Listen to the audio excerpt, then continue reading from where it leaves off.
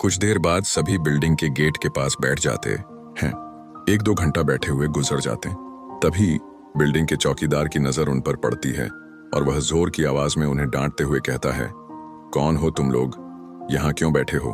तीनों अजनबी शहर में किसी को पहचानते नहीं और न ही उनका कोई ठिकाना है। तीनों अपनी जगह पर जल्दी खड़े हो जाते हैं और अपनी बात चौकीदार को बताते हैं। चौकीदार को तीनों की हालत देखकर उन पर तरस आता है।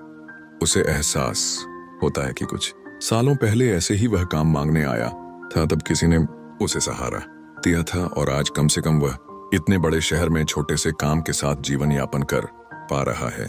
जॉन उन तीनों में थोड़ा समझदार होता है। वह चौकीदार से कहीं रहने के जुगाड़ की बात कहता है, क्योंकि उसे पता है कि अभी उनकी हालत किराया देने की नहीं है, तो उन्हें कोई किराया से कमरा क्यों देगा। तभी चौकीदार अपने एक दोस्त से फोन पर बात करता है, जो वहीं से कुछ ही दूर बंगला नंबर 17 में साफ सफाई का काम करता है। चौकीदार अपने दोस्त को सारी बात बताता है। तभी उसका दोस्त कहता है कि मेरे साहब तो अपने परिवार के साथ 2 महीनों के लिए बाहर गए हैं, तब तक मैं रहने का इंतजाम कर सकता हूं।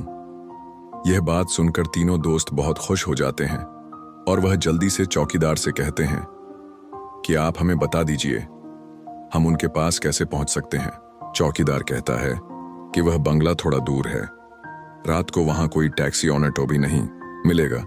आज तुम लोग यही सो जाओ, कल सुबह हम साथ चलेंगे। तीनों उसकी बात मान जाते हैं।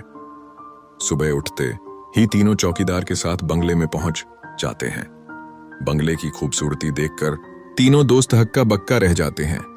उन्हें यकीन ही नहीं होता कि उन्हें इतने अच्छे बंगले में रहने का मौका मिलेगा। बंगले का नौकर तीनों दोस्तों को गेस्ट रूम में ले जाता है। तीनों दोस्त रूम में पहुंचकर राहत की सांस लेते हैं।